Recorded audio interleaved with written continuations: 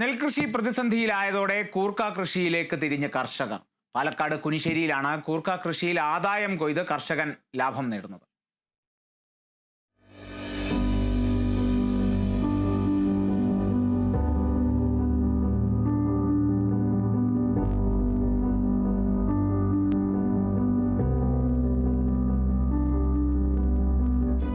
പാലക്കാട് മാടമ്പാറിയിൽ നെൽവയലുകൾ പാട്ടത്തിനെടുത്താണ് കർഷകനായ കുനിശ്ശേരി സ്വദേശി രവീന്ദ്രൻ കൂർക്ക കൃഷി ചെയ്ത് വിളവെടുപ്പ് നടത്തിയത്. മൊത്തവില കിലോയ്ക്ക് 40 രൂപയോളവും ചില്ലറ വില 60 രൂപയോളം കിട്ടുന്നുണ്ടെന്ന് രവീന്ദ്രൻ പറയുന്നു. ഇത്തവണ കാലാവസ്ഥയും അനുയോജ്യമായതിനാൽ തെറ്റില്ലാത്ത ലാഭമുണ്ടായെന്ന് അദ്ദേഹം പറഞ്ഞു. ഏരിമാടൽ, വളമിടൽ, പുല്ലുപറിക്കൽ എന്നിവയാണ് കൂർക്ക കൃഷിയിലെ പ്രധാന ജോലികൾ.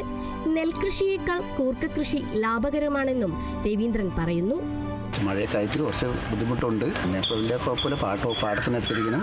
പിന്നെ നെൽകൃഷിയിടും അടുത്തത് ഇങ്ങനെ പോകുന്നുണ്ട്. പിന്നെ വലിയ കുഴപ്പമില്ല. വിലയൊക്കെ നെൽകൃഷിനും കാട്ടി കൂർക്കൃഷി കുഴപ്പമില്ല. ചിലവുണ്ട്, എടുക്കാൻ ഇത്തിരി ചിലവ് കൂടുതലാണ്. നെൽകൃഷി പോലെയല്ല, ചിലവ് ഇത്തിരി കൂടുതലാണ്.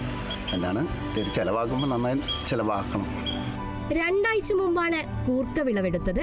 30,000 രൂപയാണ് ഒരു വർഷത്തേക്ക് പാട്ടമായി നൽകേണ്ടത്.